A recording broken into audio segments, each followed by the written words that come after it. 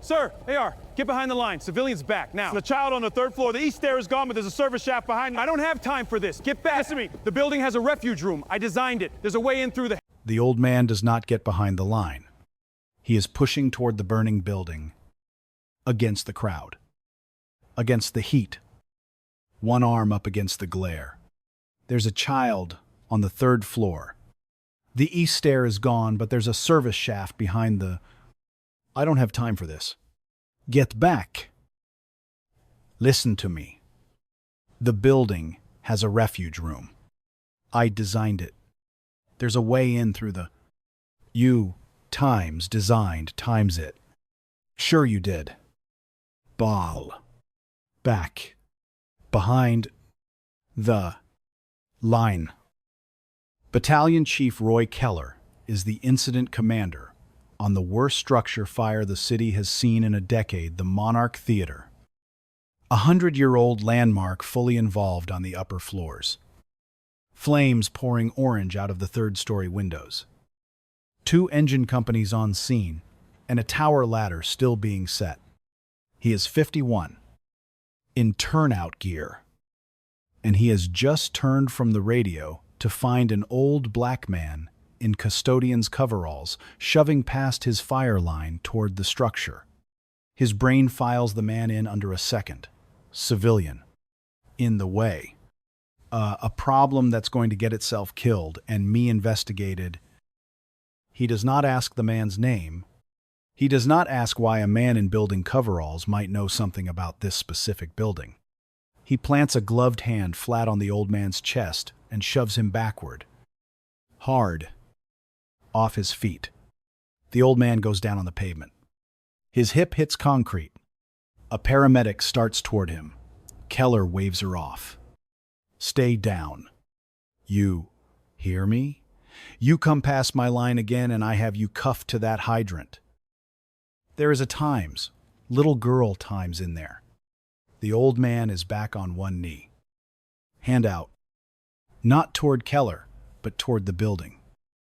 Toward a specific dark third-floor window left of the flames. She'll be in the northwest corner. There's a fire-rated refuge room there. I built it for exactly this, and the only way to reach it now that the east stair's gone is the laundry chute behind the box office. Your men will go up the main stair and they will not find it, and she will die 10 feet from a room built to keep her alive. Please. You need to shut your mouth and let professionals work. Keller doesn't even look at him now. He's performing it for the firefighters nearest him.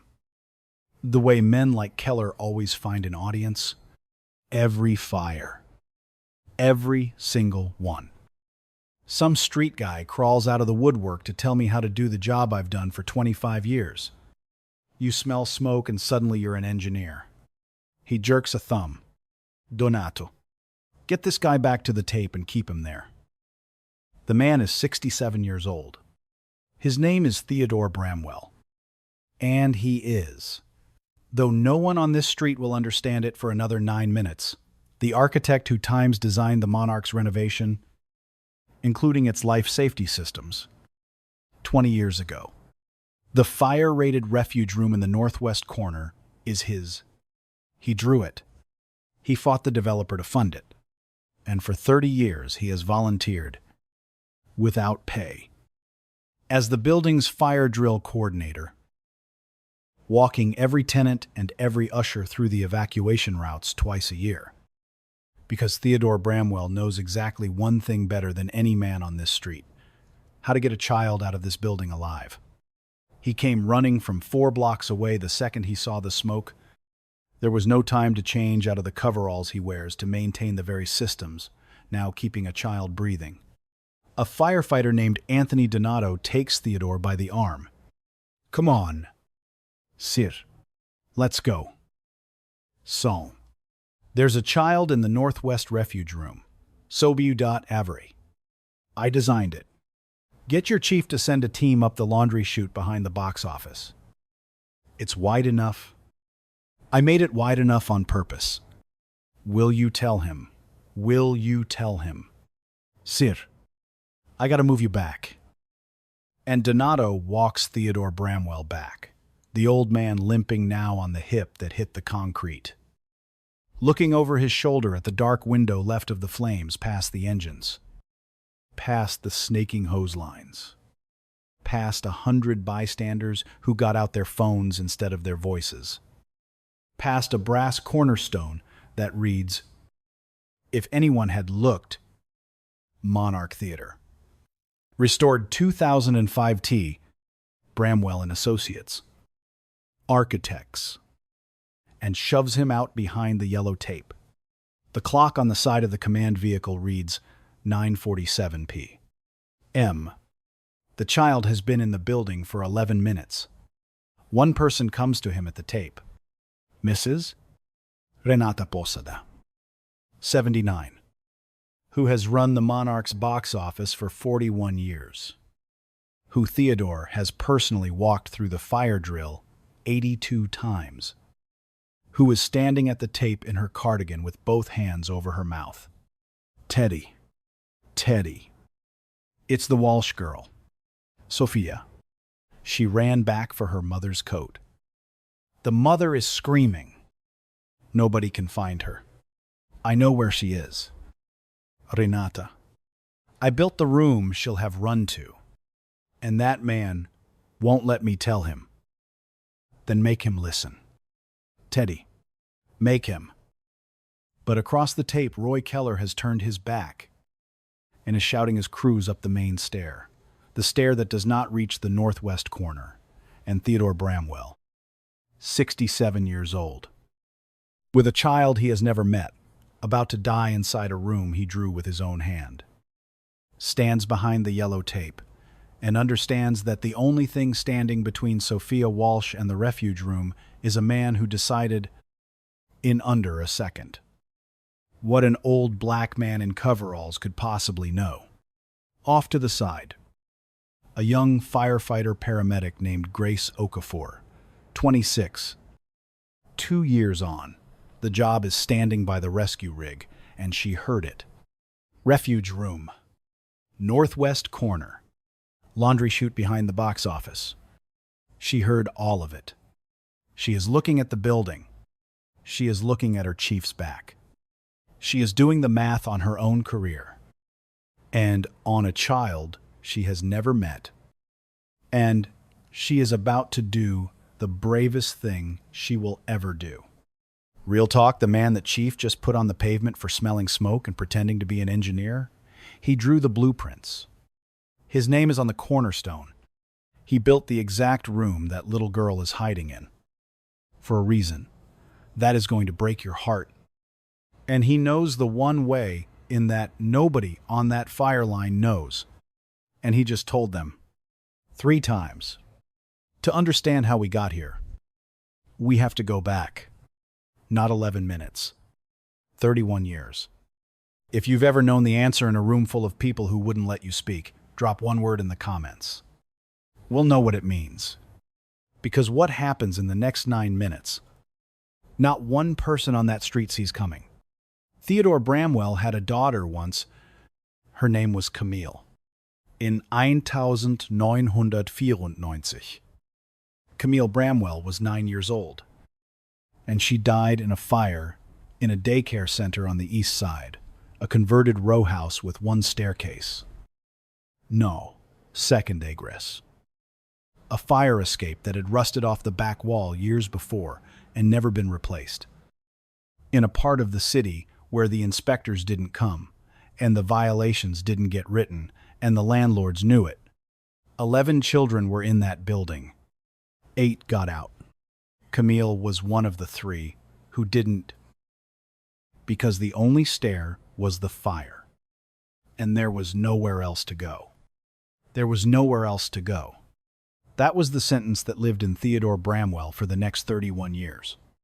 There was nowhere else to go.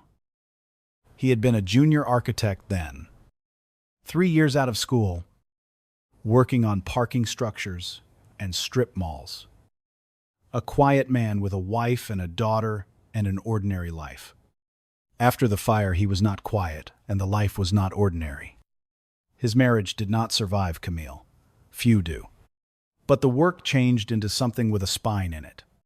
Theodore Bramwell became, over the next 3 decades, the foremost expert in the city on one narrow, unglamorous, life or death thing: refuge design.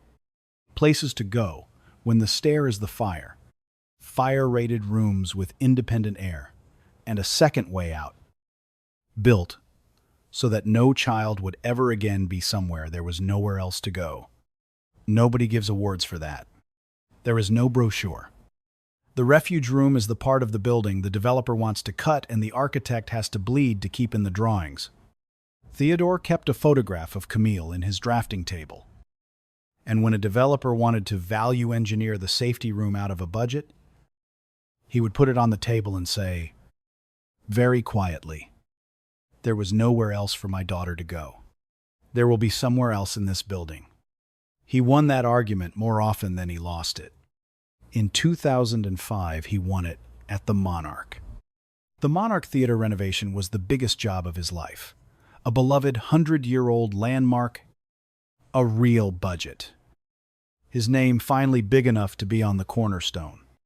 And in the northwest corner of the 3rd floor, over the developer's objections, against the budget, Theodore Bramwell built a refuge room, fire-rated walls rated for 2 hours, an independent air supply. And because the building's bones only allowed one protected vertical path to it, a single hardened access route that did not go up the main stair. It went up an oversized laundry chute behind the box office, which he had built 4 inches wider than code required. For one reason, he wrote in a margin note on the drawings that the contractor laughed at, wide enough for a firefighter and a pack to climb. Someone will need to reach this room from below someday. And because a room is only as good as the people who know how to use it, Theodore did the other unpaid thing for 30 years. He ran the drills, twice a year, every year. He walked the Monarch staff and ushers and box office clerks through the evacuation, and he taught them one rule above all others. The rule he drilled into Renata Posada 82 times and into every usher who ever worked there. If you cannot get down, you go to the northwest corner, 3rd floor, and you close the door and you wait. Because that room will hold and someone will come. He taught it to the adults, so the adults would teach it to the children. He taught it to a generation of Monarch staff, who taught it to the kids in their after-school theater program. The program 9-year-old Sophia Walsh had attended every Tuesday for 2 years. Which is why, when the fire took the east stair tonight and Sophia Walsh could not get down, a 9-year-old girl did not freeze and did not run into the smoke. She did the thing a man whose daughter had nowhere to go had spent 31 years making sure she would know to do. She went to the northwest corner of the 3rd floor. She closed the door, and she waited for someone to come. The someone was standing behind the yellow tape, in custodian's coveralls, having just been shoved to the pavement by the one man who could send help up the chute and wouldn't listen long enough to hear it existed. Let's rewind. Fast. Because the clock is running, and at a hearing they will count every second of it. The fire is reported at 9:31 p.m. An electrical fault in the 3rd floor wiring. Old building. Fast spread. The after-hours theater program is letting out. Most of the children and staff are already on the sidewalk. The head count comes up 1 short at 9:36. Sophia Walsh. 9. Went back up for her mother's coat against an usher's shout and didn't come back down. By the time anyone understands she's missing, the east stair, the near one, the obvious one, is gone. Fully involved. Battalion Chief Roy Keller takes command at 9:38. He is a 25-year man, and he is not, in the ordinary sense, incompetent.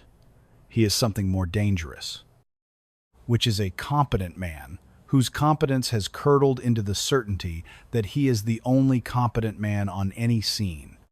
He refers to bystanders as the gallery, to the people who live and work in the buildings.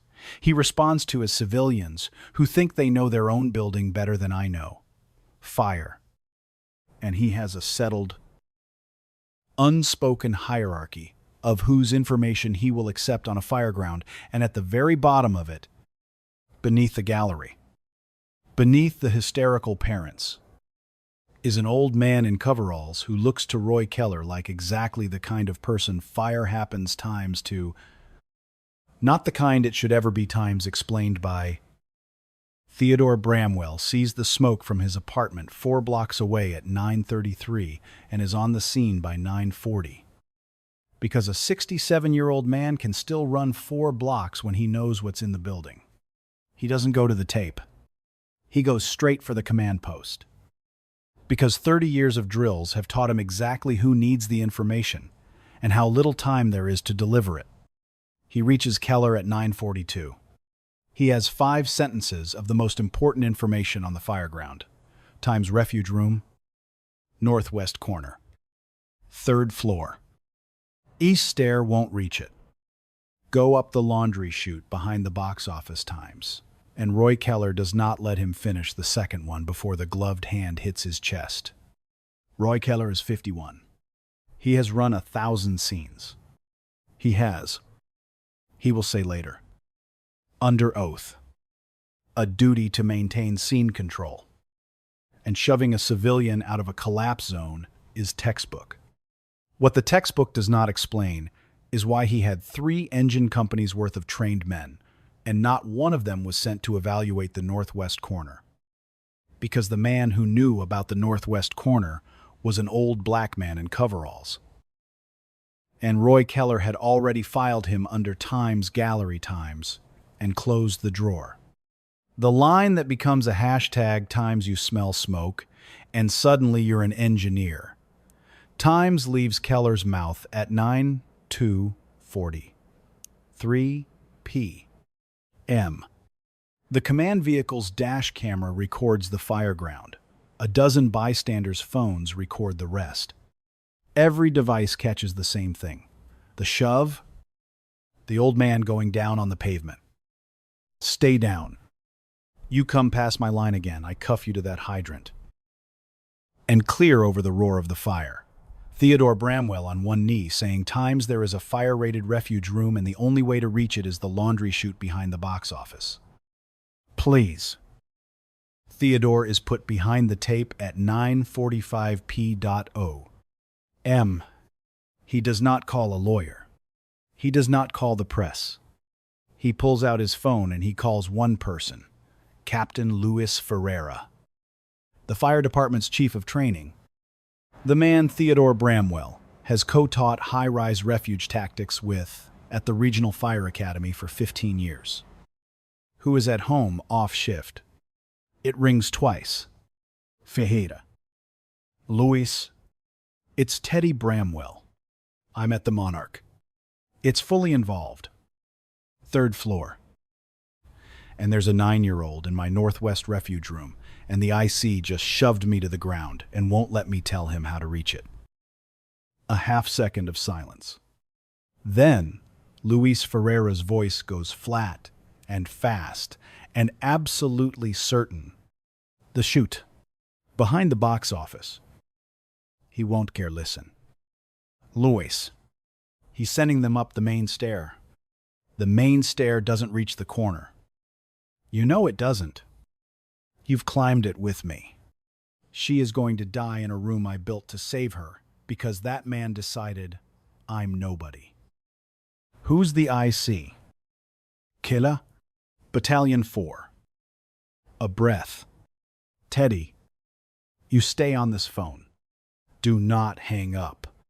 I am calling the Fireground Command Channel right now. I am calling the Deputy Chief. And if I have to, I am getting in my car. Hold on. Hold on. Don't you hang up that phone? Grace Okafor is the one who moves first. Before any phone call reaches the fireground. She is 26.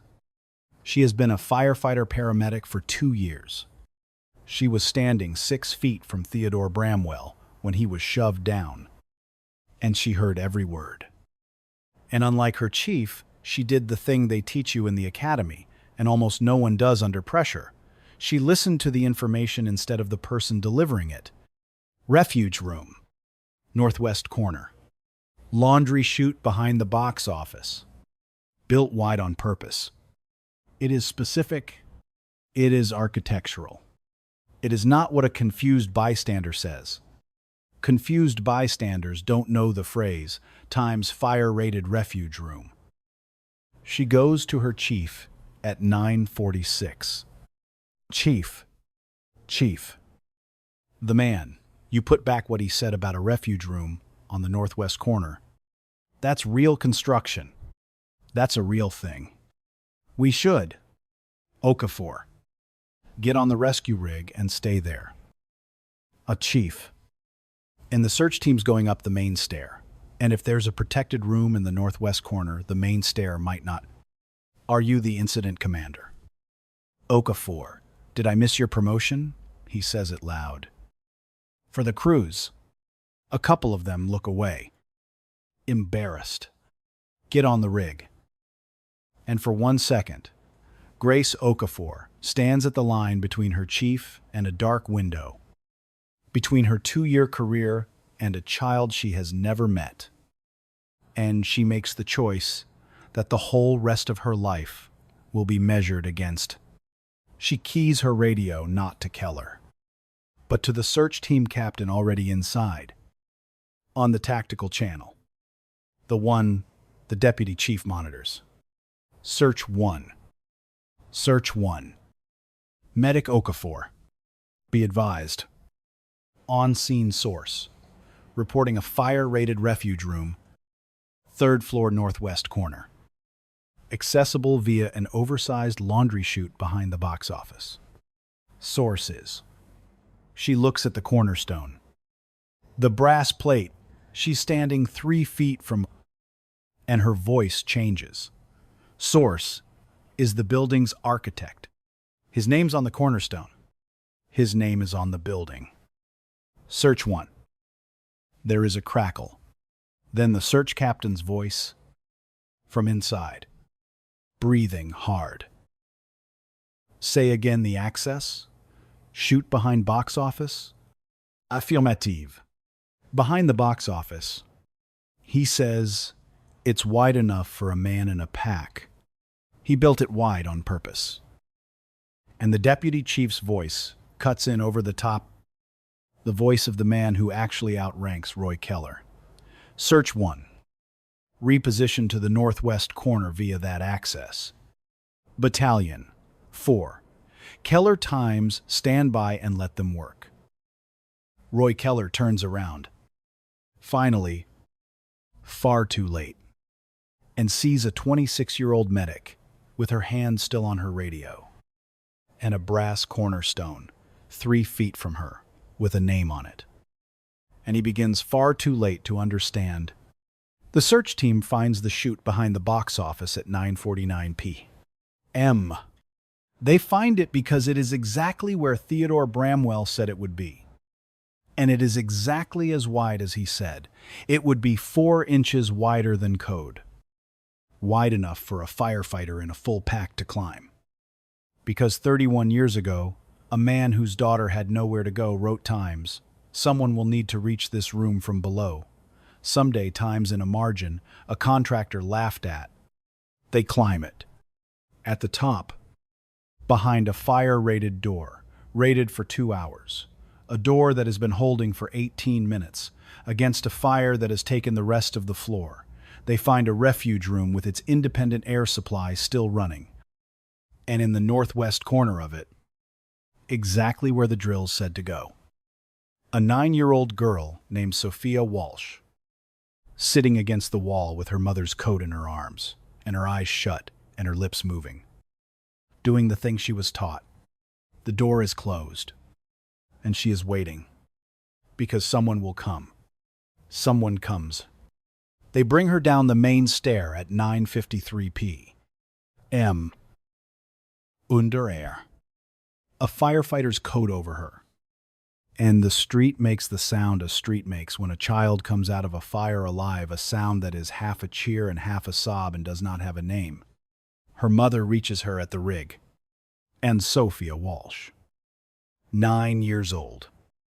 Soot on her face. Looks up from her mother's arms and says, "The thing that the dash cameras and the dozen phones all catch. The thing that ends a career and starts a reckoning. I went to the safe room. The man from the drills always said, 'The northwest corner.' I went where he said, 'The man from the drills.' Behind the tape. Theodore Bramwell is still on the phone with Luis Ferreira. And he hears the street make that sound. And he sees the small shape come out under the coat.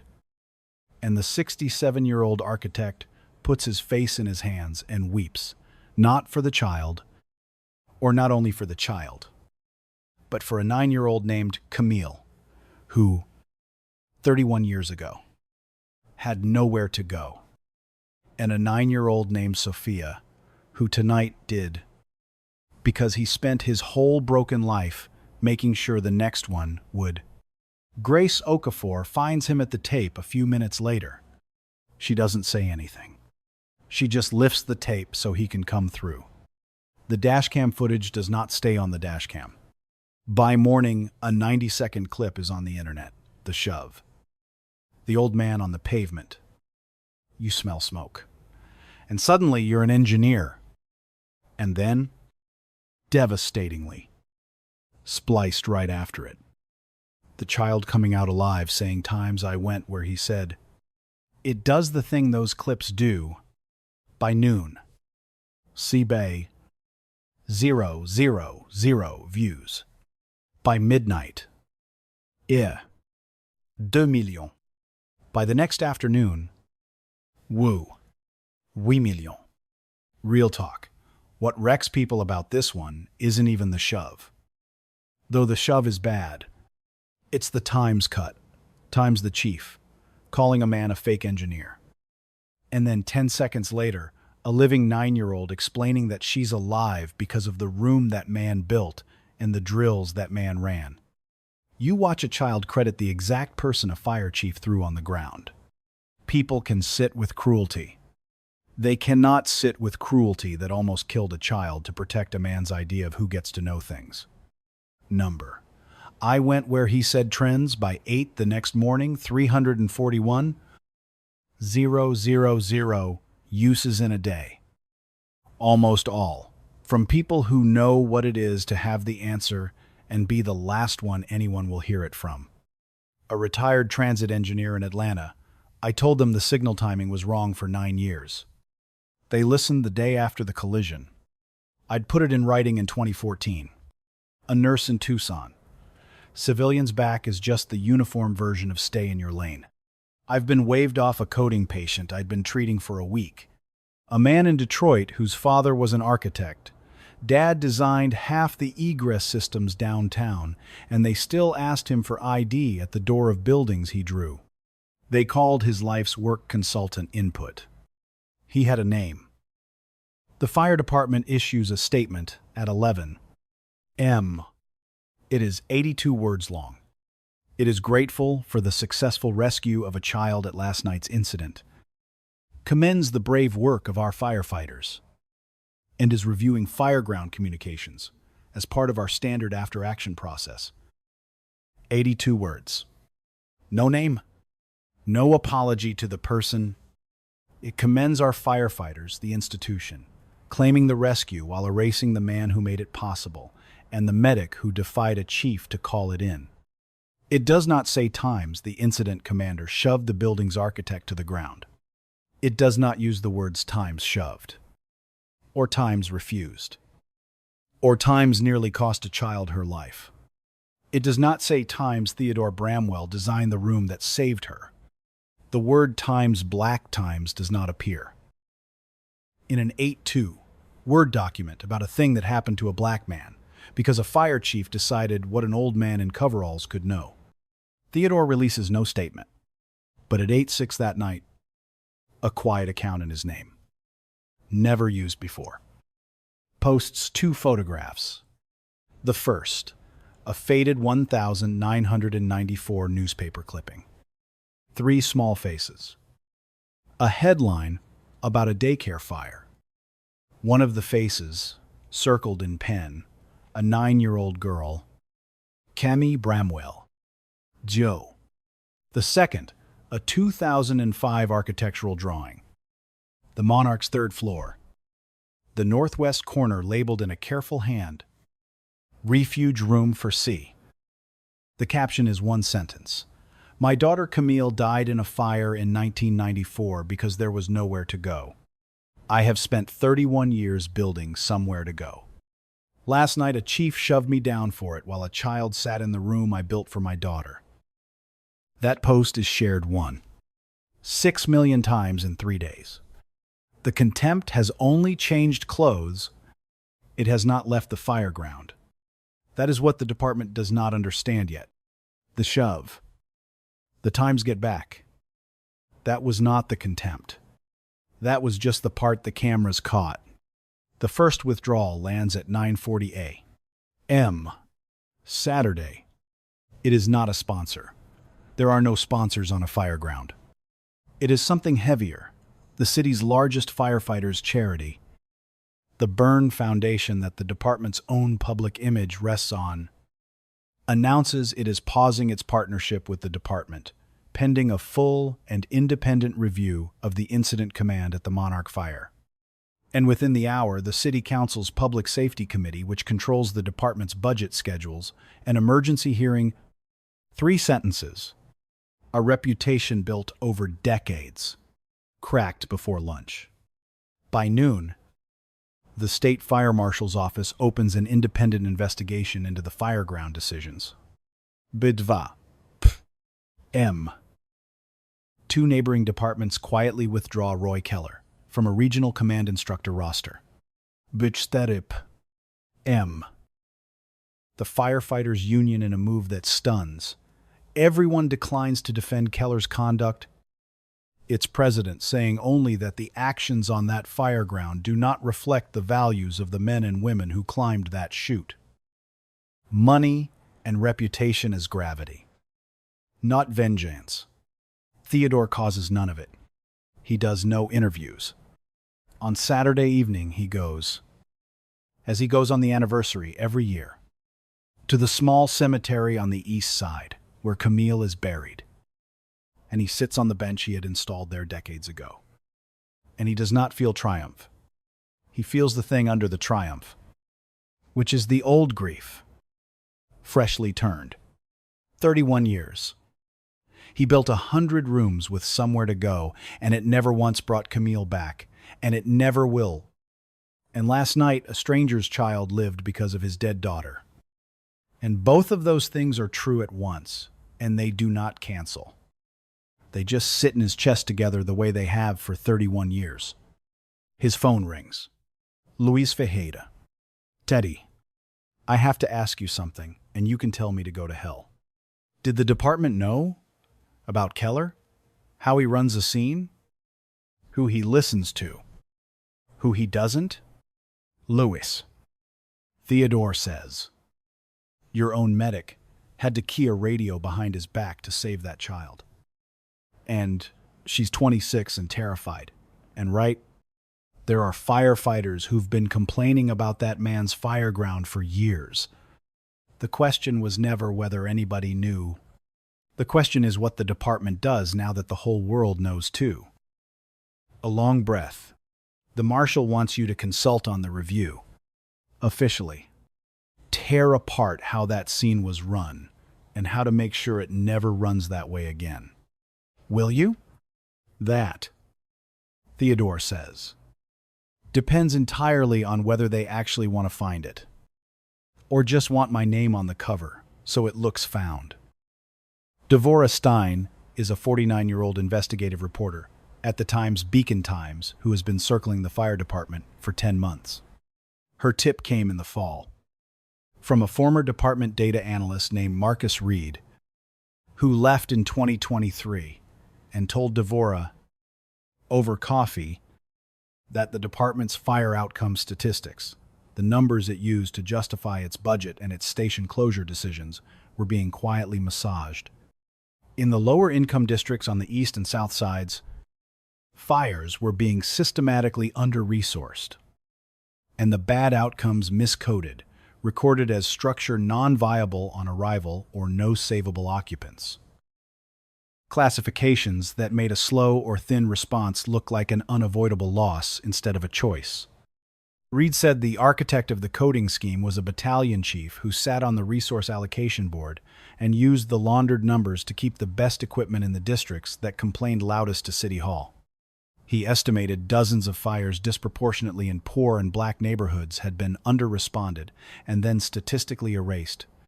The battalion chief on the resource allocation board was Roy Keller. And the daycare fire that killed Camille Bramwell in 1994, the converted row house with one stair and a rusted-off fire escape in a district the inspectors didn't visit, was, Reed had found in the archived records. One of the earliest fires in the dataset flagged non-viable, no preventable factors. It was not non-viable. It had a preventable factor the length of a missing fire escape. The system that erased Camille's death as unavoidable was the ancestor of the system Roy Keller would spend his career perfecting. Devora had been pulling threads. She had a source in records. She had a spreadsheet. She was waiting. She is no longer waiting. On Saturday, she finds Theodore on the bench by Camille's grave. She does not ask for an interview. She lays a folder on the bench between them. Years of miscoded fire outcomes, the response time gap between the rich districts and the poor ones, and a list of 41 fires in which the department's own records erased a preventable death as an act of God. And clipped to the top because she found it and could not show him. The 1994 record, Daycare Fire. East Side. Structure non viable. En arrival. No preventable factors. 3. Fatalities. Theodore looks at it a long time. He does not cry this time. He has done his crying on this bench for 31 years. They wrote times, no preventable factors. He says quietly, there was a fire escape missing off the back wall. Miss Stein. Rusted off years before. Never replaced. Because the inspectors didn't come to that block. That is a preventable factor. That is the times only times factor. He hands the page back. My whole life's work is one sentence long. And it's an argument with that record. There will be somewhere else to go. They erased my daughter as unavoidable, so nobody would have to fix the block she died on. And the man who shoved me down last night spent his career turning that erasure into a system. He looks at the grave. He just never imagined the architect he filed under times nobody times drew the room that would make his erasure visible to the whole world. The counterattack begins Tuesday, and it is exactly as vile as the genre promises. Roy Keller, through the slice of the union that still backs him, and a private crisis firm, fires off, by Tuesday afternoon, a $9 million defamation demand against Grace Okafor, against the Times Beacon Times, which has not published a word, and, most tellingly, against Theodore, on the theory that his unauthorized approach to an active collapse zone endangered firefighters and obstructed command, and that he is falsely claiming credit for a rescue executed by professionals. They flip it. The man shoved to the ground becomes the obstruction. The medic who saved the child becomes insubordinate. The chief who refused the information becomes the steward of scene safety. The demand insists Grace surrender her phone and her radio logs and any record of fireground communications, and insists Theodore produce the original 2005 drawings and credentials for forensic authentication by the firm's chosen examiner, that is, it demands the proof that he designed the room be handed to the people with the most reason to bury it. Grace gets the letter Tuesday night. She is 26. She has 2 years on the job. A probationary shadow still on her record. Student loans. And a chief who sits on promotion boards. She sits on her apartment floor and shakes for an hour and does not delete one log. At the same time, the manufactured accounts bloom 11 of them. Created Monday into Tuesday. 4 with stock photos. 3 with AI faces. Bramwell is a glory seeker who ran into a fire scene for attention. The refuge room was standard construction. He's inflating his role. The 2005 stamp drawings. On file with the city. With his seal and the margin note.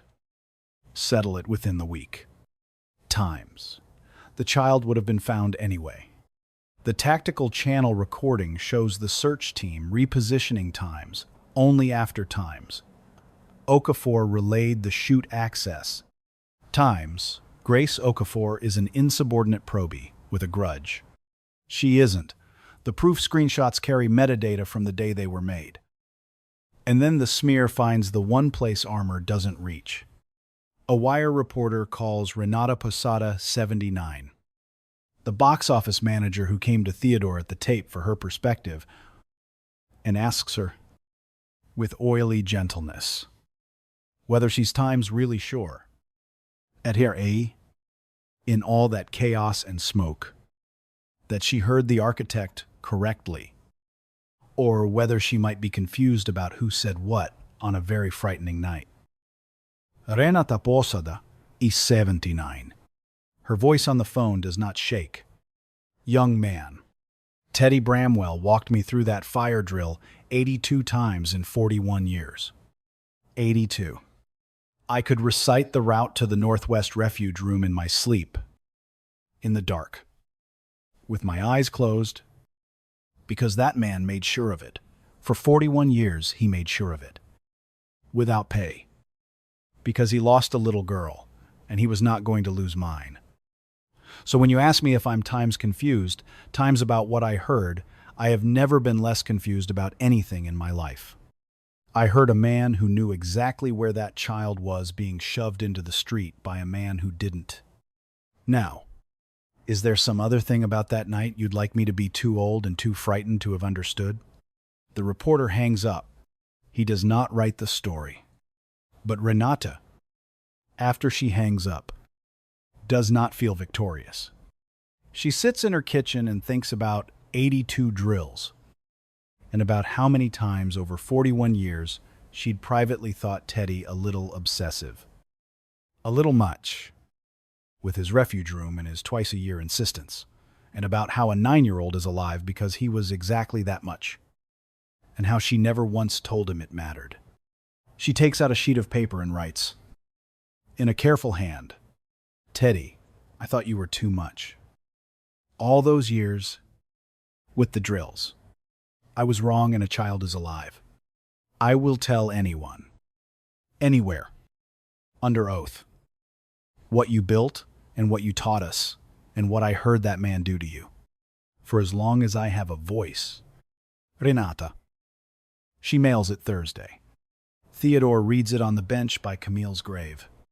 It is the thing that decides him on what comes next. That night, Theodore sits alone in his apartment 4 blocks from the Monarch. Camille's photograph is on the drafting table, where it has been for 31 years. The smear has called him a glory seeker and an obstruction in 48 hours. He is 67 years old, and he saved a child with a building he drew, and a man with a fraction of his understanding, nearly let her die to protect his own authority. He thinks, for the first time, whether forcing this all into the light is worth what it's costing. The 26-year-old medic and the 79-year-old being asked to doubt her own ears. And the thing his daughter said to him once, when she was 8, and afraid of the dark, comes back to him, the thing he turned into the rule he taught 1,000 people. Daddy, what do I do if there's no way out? You go where it's safe, and you wait. Baby. And you don't stop believing someone is coming. Because someone is always coming. I am always coming. This is the floor. From here it goes. One way. The turn comes Friday. And it comes from the last person anyone expects. Deputy Chief Arlene Mott. 60. The second highest officer in the department. The woman whose voice on the radio overrode Keller and sent the team up the chute. Arlene Mott has been in the department 34 years. One of the first women to make chief officer in its history. She has known about Keller's fireground for years, how he sorted information by who delivered it, the resource allocation board, the districts that always got the older trucks and the slower responses. She sat on that board with him. She voted for budgets. She had questions about... Because Keller had City Hall's ear, and rocking the boat would have cost a woman who'd spent 34 years being the only one in the room. Hearing a child say times I went where he said times, and knowing she'd had to override a colleague she should have removed years ago to make the rescue happen, is what makes it unbearable. On Friday morning, Deputy Chief Arlene Mott walks into the Times Beacon, his offices with a banker's box. Inside, years of resource allocation board minutes. With her own private margin notes flagging the district disparities, she questioned in the room and never forced to a vote. A 2021 internal email in which Mott asked Keller why the East and South districts' non-viable on arrival rates were triple the rest of the cities, and Keller's reply, in full, those structures are older and the populations are less compliant with prevention. The numbers reflect reality. We allocate to where the city's investment is, not where the calls are. Don't make this political. Arlene. And the email, the one Devora had heard rumors of and never seen, sent 11 days ago, the morning after the Monarch fire, before the clip had fully broken from Roy Keller to 2 senior officers. Subject line times re, the Monarch situation. The body, in full, is greater than. I don't care if the guy turns out to be the architect or the mayor. An unauthorized civilian breached my collapse zone, and I removed him. Full stop. And I'd do it again. The kid was found by my crews doing their jobs. The optics with the coveralls are bad, but I am not going to stand up and say some old man in a custodian's suit ran my fireground better than I did. Because that is not what happened. And it is not a precedent we can set. Keep the line on reviewing communications. Do not credit the civilian's information in any official statement. That stays out. Yeah. Do not credit the civilian's information. There it is. Not a panicked split second on a chaotic fireground. A decision, in his own words, typed 11 days after a child nearly died. By a man who timed still, after the whole world had watched, called Theodore, some old man in a custodian's suit, and gave the order to erase his information from the record on purpose. Because being saved by that man was the one thing his authority could not survive. The fireground contempt and the cover-up contempt are one contempt. He never stopped. He just usually kept it off email, and this time, under pressure. He didn't. Devora Stein verifies the headers in 3 hours. She publishes Friday at 6:30 p.m. The headline, "Do not credit the civilian. How a fire chief nearly let a child die to protect his authority, and how the department erased the fires in poor neighborhoods for years." The story is 200 words. It runs the dashcam timeline to the second breath. The 2021 Times don't make this political Times email. The Times do not credit the civilian Times. Email. The city authenticated 2005 drawings with Theodore's seal and the margin note. The 41 miscoded fires. The 1,994 record that erased Camille. And Renata Posada's signed statement, It runs Camille's 1994 newspaper photo beside the 2005 drawing labeled Times Refuge Room for C. By midnight, the Times beacons, servers have crashed twice. It is the most read story in the paper's history. Roy Keller is relieved of command Saturday, not reassigned, pending review. But a release, forced by the city council, and drafted over the crisis firm's objection, using the words Times relieved of duty for cause. And Times, the department acknowledges that the rescue of the child was made possible by information provided by the building's architect, Theodore Bramwell, and by the actions of firefighter-paramedic Grace Okafor. And Times, we failed both of them. And we failed. The neighborhoods, our records erased. The exact sentence Keller ordered kept out of every statement is the sentence the department is now forced to put into all of them. The state fire marshal moves to pull his command certification over the fireground conduct and the resource allocation scheme, both. The $9 million defamation demand is withdrawn Sunday in light of new information. Grace Okafor's name, by Sunday night, is on a department commendation list. The brass can no longer avoid filing, and the Times beacons. Readers have done a thing for her too, faster than anyone can track. The city offers Theodore a settlement Saturday afternoon, $6 million.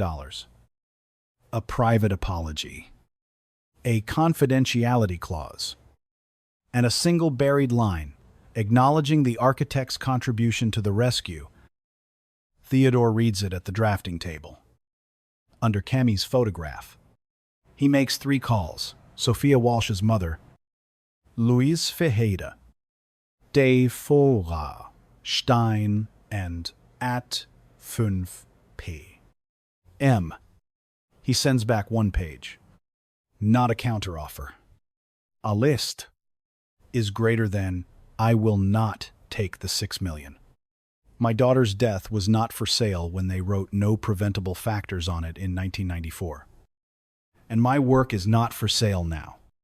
Is greater than, instead. 大于 E. The 1994 daycare fire record is corrected officially in the department's database. To state the truth, a preventable factor, a missing second egress. In a district the city did not inspect, Camille's name is restored to the record as what she was, a preventable death, not an act of God. And every one of the 41 miscoded fires is re-examined and corrected the same way. 大于 R. The resource allocation scheme ends today. An independent audit reallocates equipment and response standards by where the calls actually are, not by which district complains to City Hall. The east and south sides get what they were always owed. 大于 San. Every public building in this city, over a certain size, is required to have a fire-rated refuge room with an independent access route. And the code provision is named the Camille Bramwell Standard, so that her name is on the thing that keeps the next child from having nowhere to go. 大于 4. The department's fire safety education program, the drills, in the schools and the theaters and the towers is funded permanently and expanded citywide. Taught the way I taught the Monarch staff for 30 years. Because a refuge room is only as good as the child who knows to run to it. 大于 5.